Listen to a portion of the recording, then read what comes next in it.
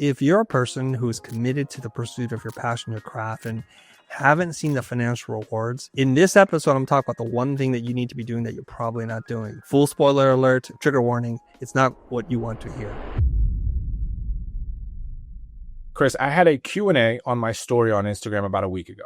And right now I've been talking a lot about how to express yourself more authentically, how to kind of formulate a message that feels true to who you are in your content, in your brand.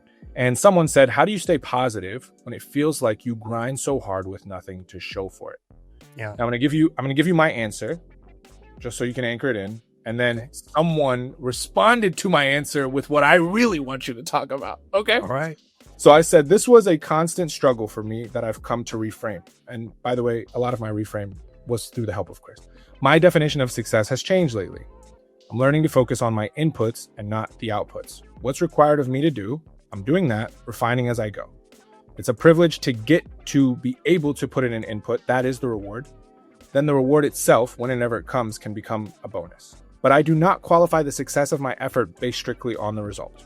So in short, taking myself out of the result, not really caring about the outcome right now as I'm kind of re-emerging. So someone hit me in my story. I was like, in this case, what's your position or advice to someone who is in a financial bind and needs the cash right now? How can they detach from the outputs and eventual reward? I want you to speak on these people and individuals that are out here creating content and they want to be authentic. They want to be, they want to show up in a way that's consistent, etc. But that's the response. Well, I can't take myself out of the result. I need money, Mo, or I need money, Chris. I want you to speak to that because I think there's a lot of creatives feeling that tension, that tug and pull between maybe ambition and lining their pockets, etc. Let's just start there. Let's do it. What I would ask each person to do, and if you're in this boat and you feel the words that Mo was saying, or at least reading the comments about how one person's feeling, that you can't focus on content because you got to pay your bills. I understand that. So here's what we do. Make a list and take a piece of paper and fold it in half vertically. So you have two columns, things I do for money and things I do for love. So presumably your 9 to 5, 8 hours of your day is spent doing things for money. And you may not enjoy it right now. It may not be the exact thing. You might not be getting paid a lot of money, but you have to do this to stay alive. But what might shock you is there's a lot of things you do just for love. And there are things that you don't do for love or for money and things you have to take account of. So let's take now the things that you do for money off the table because we can't touch that time. We need that time. We got to do this thing. And then you look at the one that's easy. It's like, I don't love this, nor am I doing this for money. Okay? Try to get rid of those things because you don't need them. Things that you do for love could be like you like to play chess. It could be that you like to read books or other things. Now ask yourself this other question. Is making content one of the things that I love to do? If it's not, we have to ask ourselves why not, and why do you want to make content? So let's just take, for example, I know a lot of people like this, especially guys, they love to play basketball. Oh my God, they love basketball so much. And they'll do this until they can't, until their ACL's all torn and they have nothing left. Their Achilles popped, everything is gone. And they'll still do it. And they'll watch basketball on TV and they'll check the scores on their phone. They're getting push notifications from ESPN and they're very much interested in the trade in the off season, all kinds of stuff. They sure love that. Not once, I'm imagining, did they ask themselves, well, what if I need to make money? You found time, didn't you? You found the interest, you found the motivation. So the hard choice in life is, what am I willing to give up that I love so I can get what I want, which I don't currently love today? And to fool yourself. Mike Tyson said this. He said that discipline is doing the things that you hate as if you love them. That's the difference between you and the person you aspire to become. So we've just really quickly realized something. There's a whole bunch of stuff you're doing that you don't know why. There's a bunch of stuff that you're doing because you love it, maybe out of habit or routine, that is stealing away from the work that you need to be doing because there's only so many hours in a day. I'm not going to sit here and tell you work harder. You've worked hard enough. It's just, where do you want to apply your skill, time, energy, and effort, especially where it's not returning anything on you. That's what you need to focus in on. So you still got to pay the bills, Mo. I'm not going to tell you get rid of that. See, I love to make content. It's not a burden for me. I chose this because for a long time, I worked really hard on the things that pay so that I would have the freedom to do the things that I love. So today, if I don't love it, I'm not going to be doing it for very long. The way I understood your answer is once you kind of filter through all the things that are potentially in your love column and you realize some things are just siphoning away your time, you kind of narrow in on the concept that you're wasting a lot of your own time. You're wasting time around the things that are not getting you to the place you want to be compared to where you're at. My question then becomes, what if the thing that is paying the bills, so to speak, right, is the thing you love and you want this to be the main source of income? Is it a matter of humility? And you have to be like, okay, it's not paying me the bills now. Let me go get a regular job. Or is it like, am I not doing the right activities to make this thing make me money? You're the guy who says, do what you make money doing what you love. Yeah. Right? The person asking this question is doing what they love. They're just not making money from it. Okay. Well, first, I want to clarify something because it's such violent language. I'm not so sure you're wasting your time. You're just using it in an unintentional way. So the first thing is just to be aware of that and say, like, would I like to make a different choice? What would be better and more in alignment with what I want to do with my life? And if you feel like watching basketball, playing basketball is what it is, then continue to do that. I'm not here to judge you. I have no stock in this. You could do whatever you want. If it gives you joy, just keep doing more of it. Okay.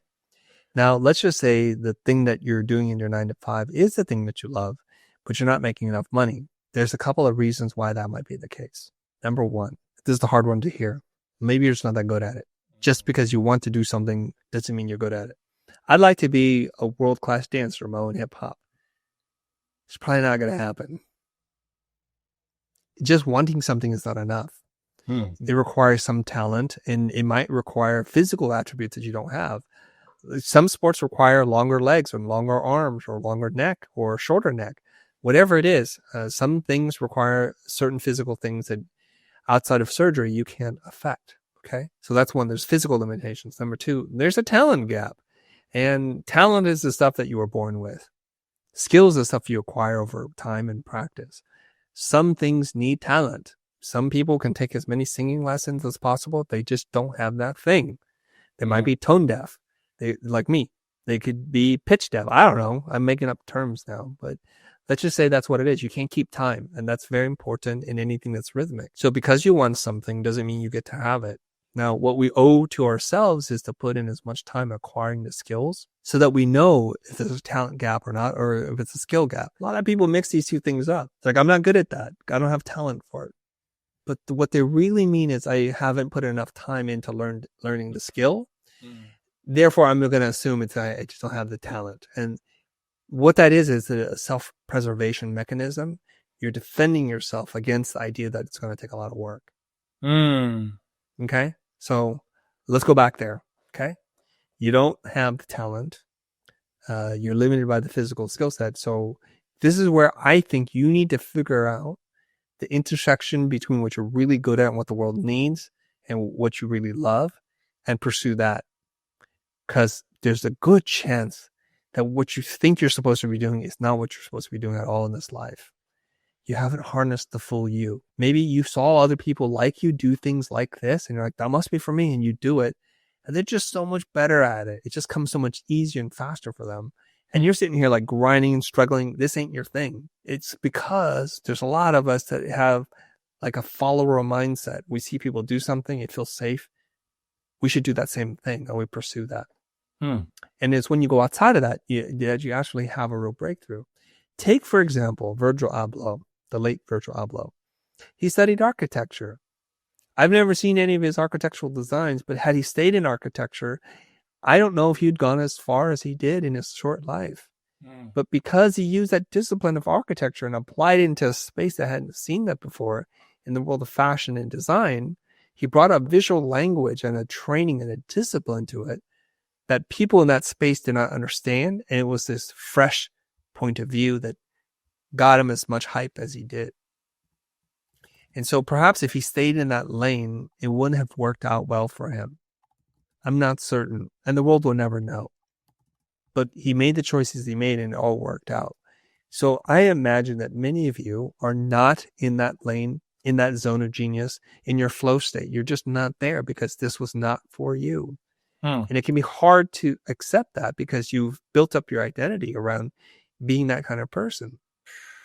But if you allow yourself the space to really, really listen to your heart and pursue that other thing, as scary as it is for you today, one day you're going to look back and reflect back on this moment and said, I heard the call. I answered the call. I became something else. And I'm so much happier because of that. Send me a note when that happens. Let me pause you right here because I wrote a question down around that. When is the point, and are there qualifiers where someone can identify maybe this is no longer for me, to where it's not giving up? Yeah. It's pretty clear. When you start doubting and questioning your motivation, you already know. You're prolonging the inevitable, right? I make content, Mo, all day long. Some of it hits, some of it doesn't. When it doesn't hit, I don't sit there and go, well, it's not for me. I should be like tap dancing now. I don't think those thoughts. I just think it didn't hit. I'm going to keep doing this. I enjoy the pursuit so much. I'm just going to keep doing it. It doesn't matter to me what the results are. That's why they say oftentimes the people who love the pursuit more than the destination often beat the people who love the destination and don't love the pursuit. In Simon Sinek's talk, Start With Why, The Golden Circle, he talks about these two people who are on the race to discover airplanes and the ability to fly. The Wright brothers being one of them, and I forget the other one, who was well-financed, had lots of money, but his pursuit was just, I want to be the first person to invent an airplane. Where the Wright brothers, like, we just love the idea of flying and we love working on these things. So they're underfunded, don't have a lot going for them, but they do wind up inventing the first airplane. The Wright brothers do. In Simon Sinek's retelling of the story, he said the other people could have continued the pursuit and made the second airplane or the third airplane. They just wanted to be the first. That was just their goal. As we now know, there are many airplane manufacturers that could have been one of the other ones, but they didn't because they didn't love it that much. So when you start to question your motivation, if you feel like you're just lacking energy to do something, it's probably not meant for you.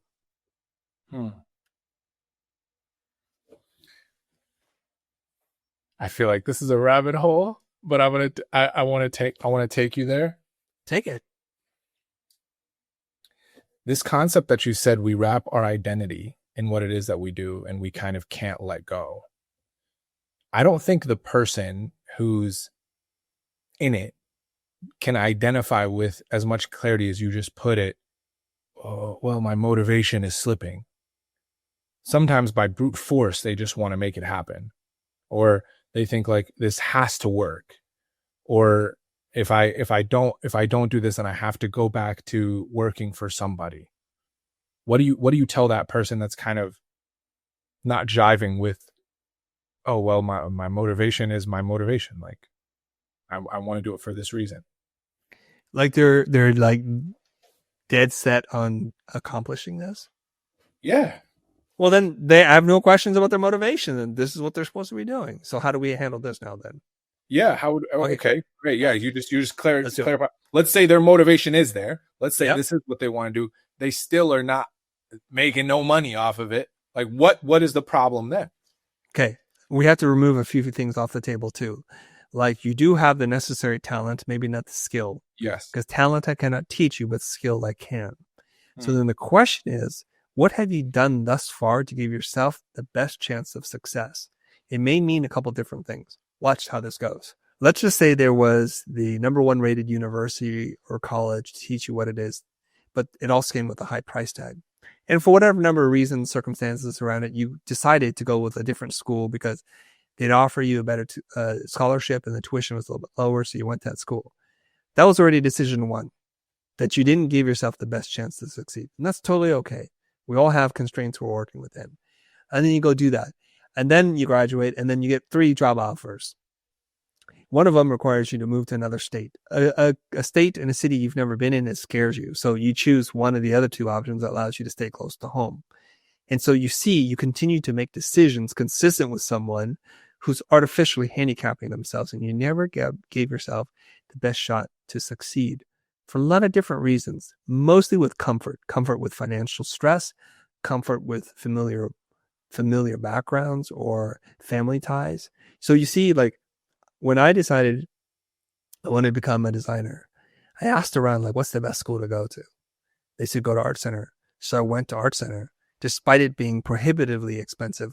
I didn't even consider schools 2, 3, or 4. It was not within the realm of possibility. I only applied to one school. It's either get in school or don't. And once I got in, it was very challenging. And then I finished school, I get out of school, and I get a job. Now, my uncles would be like, hey, come back to San Jose. I'm like, well, the heart of advertising is in LA or New York. Those are my 2 choices. None of them sound like San Jose. I have to be here. And I was here and I stayed here throughout the rest of my career, despite it being uncomfortable for my family. So much so that at some point, my dad and mom sell their house and move in with us for a period of time. And now they live in LA because they don't have any more commitments to anybody. And they'd rather be around their children and live here closer to us so we can spend more time together. And so we have to break away. Now I look at all my cousins. I've got lots of cousins, many of which will hear this episode, and they constantly talk about how great it is to have their other cousins come over and babysit for them because they live in the same freaking neighborhood, like down the street, quite literally. And this is why you see this happen all over the country, which is little Ethiopia, Japantown, little Korea or Koreatown, because we go for comfort and safety because our people, our culture, the shops that we want to shop at, the foods, and our uncles and aunties and our parents feel safe. That safety comes at a cost. It's a safety net. The net catches you when you fall. It's awesome, but it catches you when you try to fly too. The net is a double-sided net. You don't know that. So let's just go back to scale. If you're really passionate, if you have a talent, ask yourself, what do I need to do to acquire the skills that I need to get? It might mean a temporary setback. It might mean that you have to move to another city to work for a firm that's really good with people you really admire that you can learn a lot from. And you probably have to take a pay cut. There's a reason why you are where you are, and it's because it's really comfortable, but it's not helping you to work on the projects that you want to. I'll give you a different example right now. There's a buddy of mine. His name is Ash Thorp. And if the people in the industry who know this name, and he is very well known and respected. He designed the car for the Batman. Oh, wow. Okay. Now he lives in like near San Diego. I'm forgetting where Tacoma. No, he lives near San Diego. And when he was just going to college, he found out about this guy. His name is Kyle Cooper.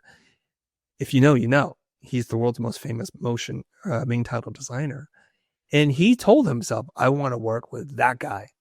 Now, working with Kyle's not easy. He doesn't accept everybody. He expects so much from you to work weekends, Saturdays, and Sundays. It's pretty normal, really late hours. He expects you to give all of yourself.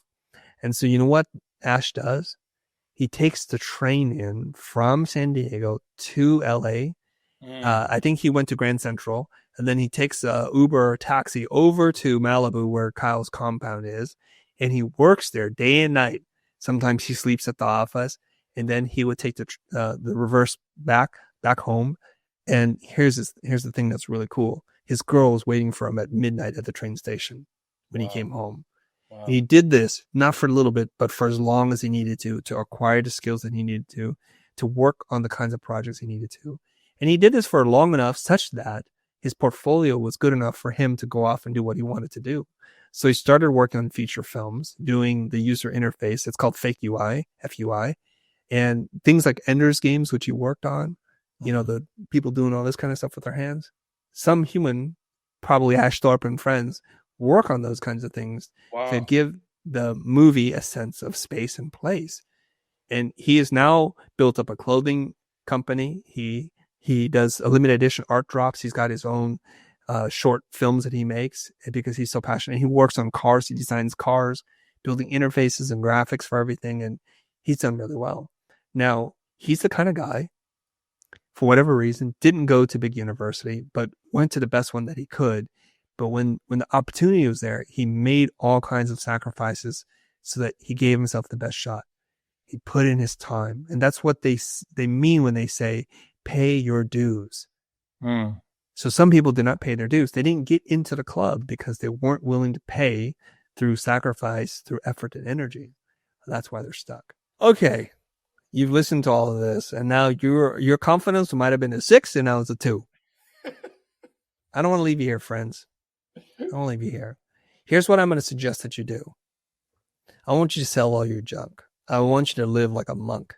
Get rid of all the stuff that you think you need, but really don't need.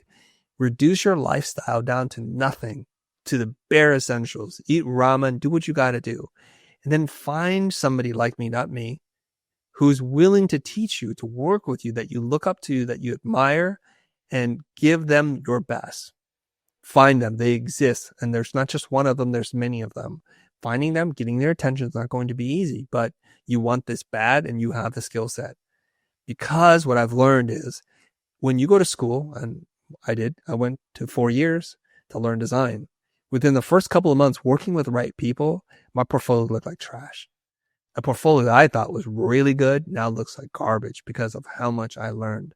So at school, we're used to working at a specific pace, and the expectations is mostly from you. But when you work with someone who's brilliant, they may not be the easiest person to work for. They'll have seemingly unrealistic expectations and standards that you cannot even understand at this point.